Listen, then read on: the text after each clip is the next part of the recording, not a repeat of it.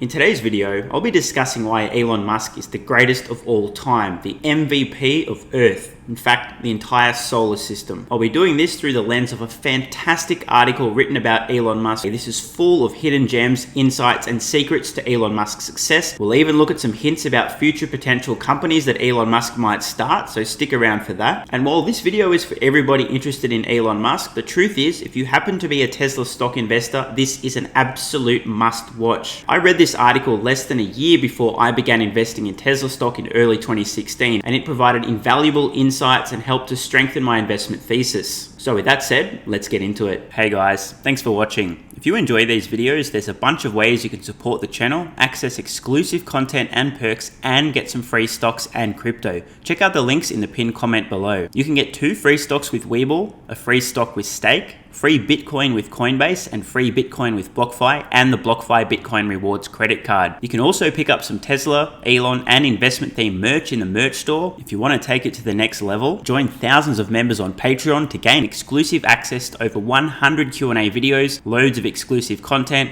exclusive access to my up-to-date 10-year Tesla stock price targets, and even access my Tesla valuation model at the investor support level and above. So check out the links in the pinned comment below, and thanks for your support. Elon Musk, the world's raddest man, by Tim Urban. By the way guys, if you've never heard of the Wait by Wire website, you are seriously missing out. There's a link to the original article in the description. Amusingly, when this was published over 6 years ago, a lot of people didn't know who Elon was. Tim thought it worthwhile there to point out Elon Musk. For those unfamiliar, the world's raddest man. I think practically everyone on the planet knows who Elon Musk is today. So we open with a great quote from Richard Branson about Elon. Quote, "Whatever skeptics have said can't be done, Elon has gone out and made real. Remember in the 1990s when we would call strangers and give them our credit card numbers? Elon dreamed up a little thing called PayPal. His Tesla Motors and Solar City companies are making a clean, renewable energy future a reality. SpaceX is reopening space for exploration. It's a paradox that Elon is working to improve our planet, and at the same time he's building spacecraft to help us leave it. The making of Elon Musk." Musk was born in 1971 in South Africa. Childhood wasn't a great time for him. He had a tough family life and never fit in well at school. And just a quick aside here on exactly how well Elon didn't fit in at school. Quote, "He was badly bullied in his early teens, including one particularly traumatic incident in which a group of guys who constantly picked on Elon attacked him full force one day, pushing him down a flight of stairs and then beating him unconscious." I mean, what a horrific thing to happen. I mean, that is a traumatic experience if there ever was one. But like you often read in the bios of extraordinary people, he was an avid self-learner early on. His brother Kimball said that Elon would often read 10 hours a day, a lot of science fiction and eventually a lot of non-fiction too. By 4th grade, he was constantly buried in the Encyclopedia Britannica. So I just want to take a really quick interlude here. I think one of the secret weapons for not only Elon Musk, but many people who are quite successful in life is having an unquenchable thirst for knowledge. Being a sponge, soaking up everything, and not just on topics you think you're interested in, but a broad range of things. I've experienced this to a lesser degree myself. One of my first passions was science, and one of my earliest heroes, Richard Feynman. I wasn't learning about this stuff because I thought in the future it would be useful for understanding investment opportunities like Tesla, but it turns out this was exactly the case. At this stage in my lifetime, I've read close to 1,000 books, and I've been able to actively apply a lot of knowledge that I've learned along the way in many areas of my life, in businesses, and in my personal life. So one tip for emulating Elon Musk: have an unquenchable thirst for knowledge, a learning habit. Become addicted to gaining new information. One thing you'll learn about Musk as you read these posts is that he thinks of humans as computers, which, in the most literal sense, they are. A human's hardware is his physical body and brain. His software is the way he learns to think, his value system, his habits, his personality. And learning for Musk is simply the process of, quote, downloading data and algorithms into your brain. Among his many frustrations with formal classroom learning is the, quote, ridiculously slow download speed of sitting in a classroom while a teacher explains something, and to this day, most of what he knows he's learned through reading. Let me know in the comments below if anyone watching can say that most of what they've learned has been through their own learning endeavors rather than in a formal education setting. That certainly applies to me. He became consumed with the second fixation at the age of 9 when he got his hands on his first computer.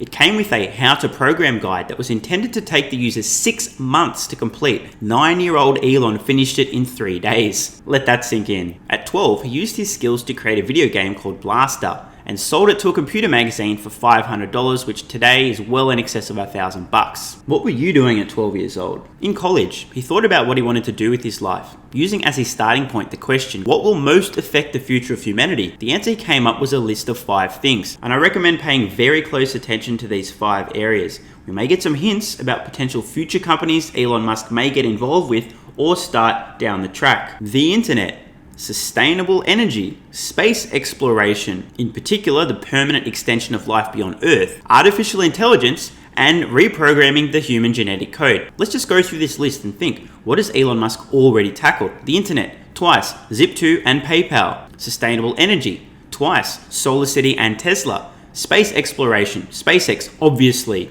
Artificial intelligence, huge tick for Tesla, and Elon Musk was also involved in the founding of OpenAI. So what's left? Reprogramming the human genetic code. Interesting. And just in case anyone's a little bit unclear, we are talking about genomics. After finishing college, he enrolled in the Stanford PhD program to study high energy density capacitors, which he knew could be key to a sustainable energy future and help accelerate the advent of an electric car industry. But 2 days into the program, he got massive FOMO because it was 1995 and he, quote, couldn't stand to just watch the internet go by. He wanted to jump in and make it better. So he dropped out and decided to try the internet instead. Musk teamed up with his brother to start their own company, Zip2. Zip2 was like a primitive combination of Yelp and Google Maps, far before anything like either of those existed. The brothers had no money, slept in the office, and showered at the YMCA. In 1995, it was hard to convince businesses that the internet was important. Many told them that advertising on the internet sounded like, quote, the dumbest thing they had ever heard of. But eventually, they began to rack up customers and the company grew. In 1999, Compaq snatched up Zip2 for $307 million. Musk, who was 27, made off with $22 million. Just out of interest, let me know in the comments below. If you had $22 million at age 27, what would you have done with the rest of your life? Musk plunged 3/4 of his net worth into his new idea, an outrageously bold plan to build essentially an online bank, replete with checking, savings, and brokerage accounts called X.com. This seems a little less insane now, but in 1999, an internet startup trying to compete with the large banks was unheard of. We notice another recurring theme with Elon Musk. Doing things that sound completely fucking insane at the time, but turn out to be not only a great idea, but something that Elon Musk can succeed at. So another secret to Elon Musk's success and why he is the greatest of all time, big balls plus big brain plus ability to execute. One of X.com's many features was an easy money transfer service, and later, Cofinity would develop a similar service. Both companies began to notice a strong demand for their money transfer service, which put the two companies in sudden, furious competition with each other, and they finally decided to just merge into what we know today as PayPal. This brought together a lot of egos and conflicting opinions. Despite the company growing rapidly, things inside the office did not go smoothly. The anti-Tesla Musk crowd staged a coup and replaced him as CEO while he was on his honeymoon. How brutal is that? Ever logical, Musk didn't even get butthurt about this. He stayed on the team in a senior role, continued investing in the company, and played an instrumental role in selling the company to eBay in 2002 for $1.5 billion.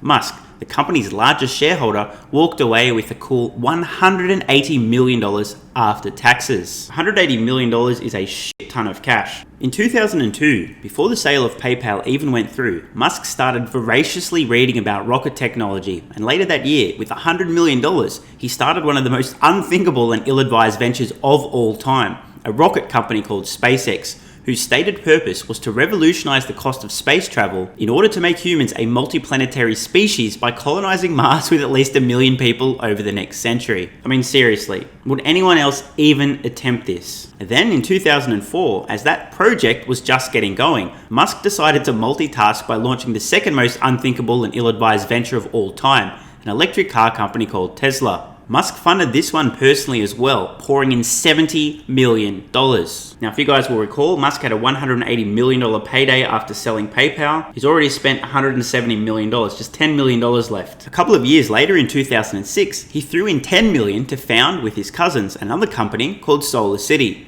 There goes the entire $180 million. If you were observing all of this in those 4 years following the PayPal sale, you'd think it was a sad story. A delusional internet millionaire comically in over his head with a slew of impossible projects, doing everything he could to squander his fortune. By 2008, this seemed to be playing out. SpaceX had figured out how to build rockets, just not rockets that actually worked. It had attempted 3 launches so far, and all 3 had blown up before reaching orbit. Musk said he had funds left for 1 and only 1 more launch. If the 4th launch also failed, SpaceX would be done. Meanwhile, Tesla was also in the shit. They had yet to deliver their first car, the Tesla Roadster. Silicon Valley gossip block Valleywag made the Tesla Roadster its #1 tech company fail of 2007. Many of you are familiar with this story. The global economy crashes, hitting the automotive industry the absolute hardest and sucking dry any flow of investments into car companies. Tesla was running out of money fast. During this double implosion of his career, the one thing that held stable and strong in Musk's life was his marriage of 8 years. If by stable and strong you mean falling apart entirely in a soul-crushing, messy divorce. Talk about brutal. It's not that SpaceX and Tesla were bad, it's that they needed more time to succeed, and they were out of time. And then, in the most dire hour, everything turned around. First, in September of 2008, SpaceX launched their 4th rocket, and their last one if it didn't successfully put a payload into orbit, and it succeeded perfectly. That was enough for NASA to say, "F*** it, let's give this Musk guy a try." And it took a gamble, offering SpaceX a $1.6 billion contract to carry out 12 launches for the agency. Runway extended, SpaceX saved. I know many of you watching will have heard about this near-death experience, but try to put yourself in Elon Musk's shoes. Having poured most of his savings into this company on the brink of failure and being saved at the very last moment possible. Imagine what a stressful experience that would have been. The next day, on Christmas Eve 2008, when Musk scrounged up the last money he could manage to keep Tesla going, Tesla's investors reluctantly agreed to match his investment. Runway extended. 5 months later, things began looking up and another critical investment came in, $50 million from Daimler. Tesla saved. Unfortunately for Daimler, they later sold their stake in Tesla and missed out on reaping billions upon billions upon billions of dollars. Unlucky. And just for a little bit of context in terms of valuations and how much can happen in just a few years, remembering this was published in 2015, it's now 2021 as I record this. SpaceX, when this article was published, was valued at just $12 billion. It's done almost a 10x since. And honestly, if SpaceX were to IPO tomorrow, I personally think it'd be somewhere in the $250 billion range. About a 20x from where it was back in 2015. Tesla's Model S has become a smashing success, blowing away the automotive industry with the highest ever con job reports rating of 99 out of 100, and the highest safety rating in history from the National Highway Safety Administration, a 5.4 out of 5. Again, I just want to take a quick moment here. This article published 3 years after the Model S launched. Clearly, the best vehicle ever, the safest vehicle ever. And yet, what was the legacy automotive industry doing at this point in time? Nothing. Hence why they're all going bankrupt later this decade. Idiots. And how's this? When this article was written back in 2015, Tesla's market cap just $30 billion with a B dollars. Now, over $1 trillion. Do the math. Pretty good return. They're also becoming the world's most formidable battery company. Shout out to Tesla's recent battery Investor Day. The writing was on the wall back in 2015. SolarCity, which went public in 2012, now has a market cap of just under $6 billion and has become the world's largest installer of solar panels in the US. And for those of you who don't know, the very same day I invested in Tesla stock in early 2016, I also purchased SolarCity stock. SolarCity later being acquired by Tesla. In a couple of years, when the newest factories are complete, Musk's 3 companies will employ over 30,000 people. And again, just a quick update now that we're in 2021, Tesla alone employs well in excess of 100,000 people. Not even including SpaceX. And at the time this was written, Elon Musk's net worth, a mere $12.9 billion. Ashley Vance has suggested that what Musk is building, quote, has the potential to be much grander than anything Hughes or Jobs produced. Musk has taken industries like aerospace and automotive that America seemed to have given up on and recast them as something new and fantastic. For those that don't know, Ashley Vance wrote the amazing biography of Elon Musk. If you haven't read it, what are you doing with your life? Go read it now. Chris Anderson, who runs TED Talks, calls Musk, quote, the world's most remarkable living entrepreneur. Couldn't have said it better myself. Again, some wonderful context at how quickly Tesla has been growing. 2015, the Tesla factory is working on upping its output from 30,000 cars a year, 30,000 cars a year to 50,000 cars a year. Last year, Tesla did 10 times that amount. This year, 20 times that amount. And this was just 6 years ago. Tim Urban goes on, I had a chance to sit down with several senior engineers and designers at both companies, Tesla and SpaceX. They'd explained that they were the foremost expert in their field. Just goes to show Elon Musk hiring the world's best talent. I mean, I've been talking about this for a couple of years on the channel. This is one underrated aspect of with both SpaceX and Tesla. The world's best and brightest all want to work for Elon. This means that SpaceX and Tesla have their pick of the world's most elite engineers, material scientists, blah, blah, blah, blah, blah. Everybody else gets the leftovers. Musk has said he has a strict no assholes hiring policy, and I could see that at work in these meetings. So, what's Musk like as a boss? The first answer is from a longtime SpaceX employee who no longer works there, who describes the day that their third launch failed, a devastating blow for the company and for all the people who had worked years to try to make it work. She describes Elon emerging from Mission Command to address the company and delivering a rousing speech. She refers to Elon's infinite wisdom and says, quote, "I think most of us would have followed him into the gates of hell carrying suntan oil after that. It was the most impressive display of leadership that I have ever witnessed." Another of Elon Musk's superpowers, the ability to rally the troops, to keep morale high, and help people do the impossible. You can always tell when someone's left an Elon meeting. They're defeated. Nothing you ever do will be good enough, so you have to find your own value, not depending on praise to get you through your obviously insufficient 80-hour work weeks. This is actually an important point. If you're weak or insecure, working for Elon Musk is probably not going to pan out. The people who work for Musk, no matter how they feel about his management style, feel an immense amount of respect for his intelligence, for his work ethic, for his guts, and for the gravity of the missions he's undertaken. Missions that make all other potential jobs seem trivial and pointless. Another of Elon Musk's superpowers, and one of the reasons why he is the absolute GOAT. I think it's reasonable to say that there wouldn't be a single other CEO on the planet that has the same level of respect from his entire workforce. If you disagree, let me know in the comments below. Many of the people I talked to also alluded to their respect for his integrity. One way that this integrity comes through is in his consistency. He's been saying the same things in interviews for a decade and a half now, often using the exact same phrasing many years apart. He says what he really means, no matter the situation. Another of Elon's superpowers, another reason why he's the greatest of all time, and something that everyone watching should take on board as well. Say what you mean what you say. 100% of the time. A few people I spoke with referenced Musk's obsession with truth and accuracy. He refuses to advertise for Tesla. This is still true today, 6 years later. Something most startup car companies wouldn't think twice about, because he sees advertising as manipulative and dishonest. I completely agree on this point. 99% of advertising is just attempting to trick dumb people into buying stuff that they wouldn't otherwise buy. There's even an undertone of integrity in Musk's tyrannical demands of workers, because while he may be a tyrant, he's not a hypocrite. Employees pressured to work 80 hours a week tend to be less bitter about it when at least the CEO is in there working 100 hours. But now, on to one of the most juicy parts of this entire piece. Tim Urban is discussing his interview with Elon. I talked to him for a while about genetic reprogramming. He doesn't buy the efficacy of typical anti-aging technology efforts, because he believes humans have general expiration dates and no one fix can help that. He explained, quote, "The whole system is collapsing. You don't see someone who's 90 years old and it's like they can run super fast but their eyesight is bad. The whole system is shutting down. In order to change that in a serious way, you need to reprogram the genetics or replace every cell in the body." Now with anyone else, literally anyone else, I would shrug and agree, since he made a good point. But this was Elon Musk, and Elon Musk fixes shit for humanity. So, what did I do? Me, as in Tim Urban. Well, but isn't this important enough to try? Is this something you'd ever turn your attention to? Elon.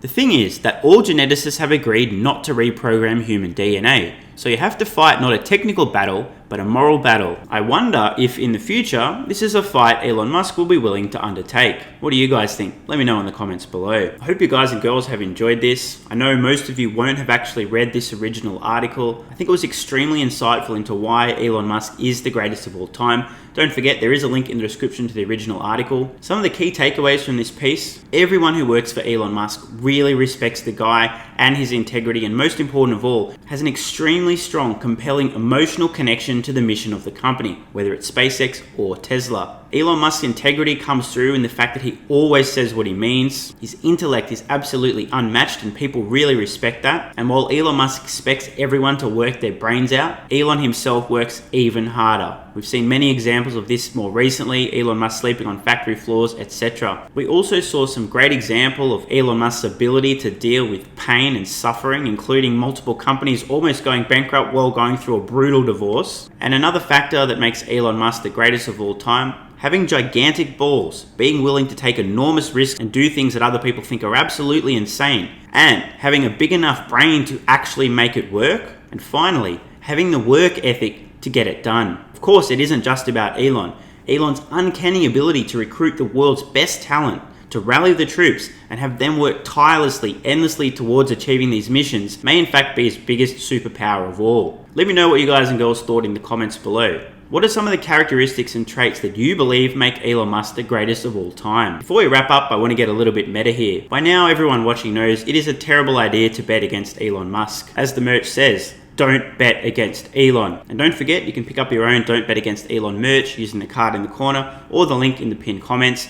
The shirts, mugs, hoodies, phone cases, and loads of other stuff as well. And now, let's get a little meta. Over 1,500 units of this merch design have been sold in the last 18 or so months. This is a great example of why Elon Musk really is the greatest of all time. Not only is this an important message, the very fact that over 1,500 people believe so strongly in this message, trying to spread the word and warn others betting against Elon is a moronic idea, that they've handed over their hard-earned cash to pick up these merch designs, really speaks volumes. So this video has been why Elon Musk is the greatest of all time. And he's just getting started. I'm Stephen Mark Ryan. This is Solving the Money Problem, and I love you all. Hey guys, thanks for watching. If you enjoy these videos, there's a bunch of ways you can support the channel, access exclusive content and perks, and get some free stocks and crypto. Check out the links in the pinned comment below. You can get 2 free stocks with WeBull, a free stock with Stake, free Bitcoin with Coinbase, and free Bitcoin with BlockFi, and the BlockFi Bitcoin Rewards credit card. You can also pick up some Tesla, Elon, and investment themed merch in the merch store. If you want to take it to the next level, join thousands of members on Patreon to gain exclusive access to over 100 Q&A videos, loads of exclusive content,